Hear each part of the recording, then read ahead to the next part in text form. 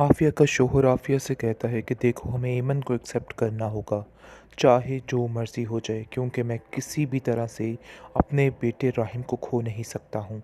जिसको सुनकर वो कहती है कि आपको पता नहीं क्या हो चुका है, मुझे तो कुछ समझ नहीं आ रही। इतना क्या दिखावा, छोड़ दीजिए इन सब बातों को और एक दफ़ा ऐलान कर दीजिए कि वो आपका बेटा नहीं है।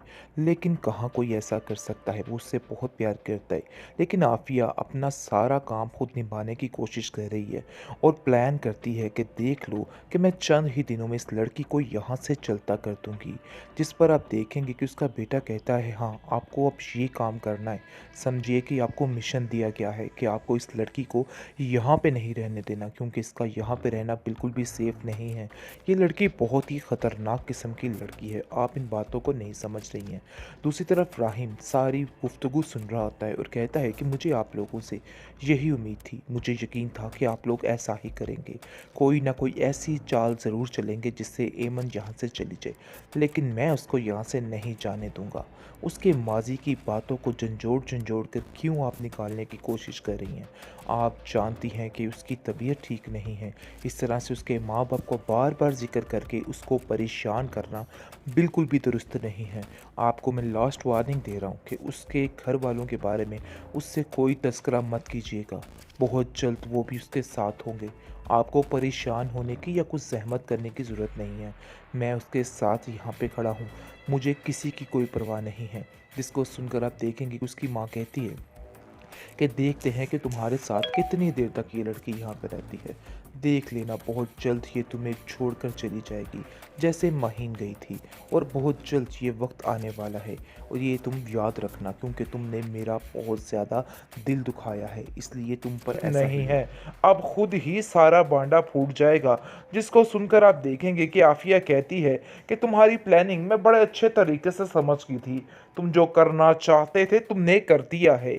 लेकिन याद रखना, मेरे बेटे पर अगर कोई आँच आई तो मैं कभी भी ये चीज़ बर्दाश्त नहीं करूँगी और आप लोगों को कभी चैन सुकून से नहीं रहने दूँगी। अली नवाज़ जो है वो अपने बेटे से कहता है कि तुमने ये आखिर ये क्या कर डाला? मुझे तो समझ नहीं आ रही कि मुझे इस तरह से ज़लील करोगे ज़माने भर के सामने। मैंने कल तक तुम्हारा हर चीज़ में साथ दिया था कि मेरा बेटा कभी कुछ गलत नहीं कर सकता। लेकिन इस लड़की को यहाँ पे लाके तुमने काम खराब कर दिया है और इस चीज़ की माफ़ी तुम्हें नहीं मिलने वाली। ये बात याद रखना। अपने मुफाद की खातिर तुम अपने बाप की सारी इज़्ज़तों की धज्जियाँ उड़ाते जा रहे हो। आखिर ये क्या कर रहे हो? मैं तुम्हें कभी माफ़ नहीं करूँगा। जिस पर राहिम कहता है कि आपने मेरे साथ क्या किया है, शायद ये बात आप लोग बार बार भूल जाते हैं, लेकिन मुझे ये दुनिया भूलने नहीं देती। लोगों की नज़रें मुझे काटने को दौड़ती हैं और कहती हैं कि राहिम तुम गलत हो। लेकिन मैं ये साबित करके दिखाऊंगा कि मैंने कुछ भी गलत नहीं किया। ये सारा कुछ आप लोगों का किया धरा है जो मेरे ऊपर आ रहा है। लेकिन मज़ीद अब कुछ नहीं होगा। मज़ीद मैं अपने ऊपर कोई इल्ज़ाम बर्दाश्त नहीं करूंगा। अब सबके सामने लाऊंगा कि आप लोगों के असली चेहरे क्या हैं। आपके बेटे ने जो किया है सबके सामने आकर ही रहेगा। अब मुझे किसी बात की कोई भी परवाह नहीं है। चाहे आप जो मर्ज़ी कर लें, मुझे किसी की कोई टेंशन नहीं रही। बस अब मैं अपनी करूँगा और अपनी ही सुनाऊँगा। और वैसे भी मैंने ऐमन से शादी उसके सच उगलवाने के लिए नहीं की, बल्कि उसको दुनिया की नज़रों से बचाने के लिए की है। ड्रामा सोच के जनों के इस एपिसोड में आप देखेंगे कि एमन के बाप अब बिल्कुल अपने बेटी को दिल से उतार चुका है और कहता है कि कोई भी उस लड़की का जिक्र इस घर में नहीं करेगा। उसने शादी करके बहुत ही गलत किया है और मैं कभी भी इसको इस चीज़ के लिए माफ़ नहीं करूँगा। और शादी भी किससे की, अपने ही दुश्मन से। आखिर वो मुझे इतना हल्का कैसे ले सकती है, कैसे मेरे साथ ऐसा कर सकती है। लेकिन दूसरी तरफ आप देखेंगे कि राहिम भी सुकून से नहीं है। जैसा कि उसकी शादी हो चुकी है ऐमन के साथ और उसके दिल में सिर्फ और सिर्फ बेचैनियां, एक डर और एक खौफ खौफ है, इसके अलावा और कुछ भी नहीं है।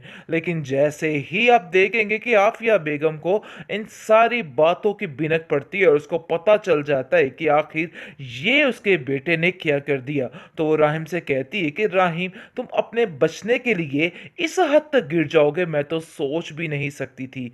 तुमने सिर्फ और सिर्फ उसका सहारा लिया है ताकि तुम बच सको। आखिरकार आफिया अपना जहर घोलना शुरू कर देती है और कहती है कि मुझे तुम पर पूरा पूरा यकीन है कि जमाल को तुमने ही अंदर करवाया है और सारी गेम तुम ही चला रहे हो।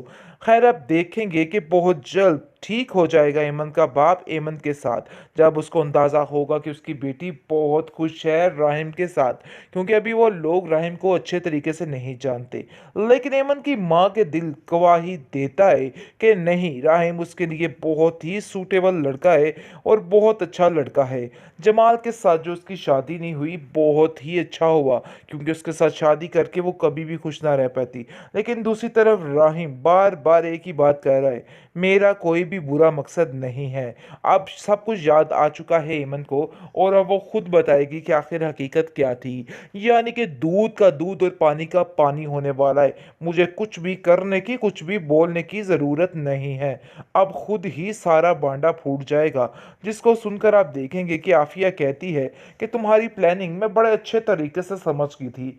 तुम जो करना चाहते थे तुमने कर दिया है, लेकिन याद रखना, मेरे बेटे पर अगर कोई आंच आई तो मैं कभी भी ये चीज़ बर्दाश्त नहीं करूंगी और आप लोगों को कभी चैन सुकून से नहीं रहने दूंगी। अली नवाज जो है वो अपने बेटे से कहता है कि तुमने ये आखिर ये क्या कर डाला। मुझे तो समझ नहीं आ रही कि मुझे इस तरह से जलील करोगे ज़माने भर के सामने। मैंने कल तक तुम्हारा हर चीज़ में साथ दिया था कि मेरा बेटा कभी कुछ गलत नहीं कर सकता, लेकिन इस लड़की को यहाँ पे लाके तुमने काम खराब कर दिया है और इस चीज़ की माफ़ी तुम्हें नहीं मिलने वाली। ये बात याद रखना। अपने मुफाद की खातिर तुम अपने बाप की सारी इज्जतों की धज्जियां उड़ाते जा रहे हो। आखिर ये क्या कर रहे हो?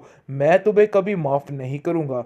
जिस पर राहिम कहता है कि आपने मेरे साथ क्या किया है, शायद ये बात आप लोग बार बार भूल जाते हैं, लेकिन मुझे ये दुनिया भूलने नहीं देती। लोगों की नज़रें मुझे काटने को दौड़ती हैं और कहती हैं कि राहिम तुम गलत हो, लेकिन मैं ये साबित करके दिखाऊंगा कि मैंने कुछ भी गलत नहीं किया। ये सारा कुछ आप लोगों का किया धरा है जो मेरे ऊपर आ रहा है, लेकिन मज़ीद अब कुछ नहीं होगा। मज़ीद मैं अपने ऊपर कोई इल्ज़ाम बर्दाश्त नहीं करूंगा। अब सबके सामने लाऊंगा कि आप लोगों के असली चेहरे क्या हैं। आपके बेटे ने जो किया है सबके सामने आकर ही रहेगा। अब मुझे किसी बात की कोई भी परवाह नहीं है। चाहे आप जो मर्ज़ी कर लें, मुझे किसी की कोई टेंशन नहीं रही। बस अब मैं अपनी करूँगा और अपनी ही सुनाऊँगा। और वैसे भी मैंने ऐमन से शादी उसके सच उगलवाने के लिए नहीं की, बल्कि उसको दुनिया की नज़रों से बचाने के लिए की है।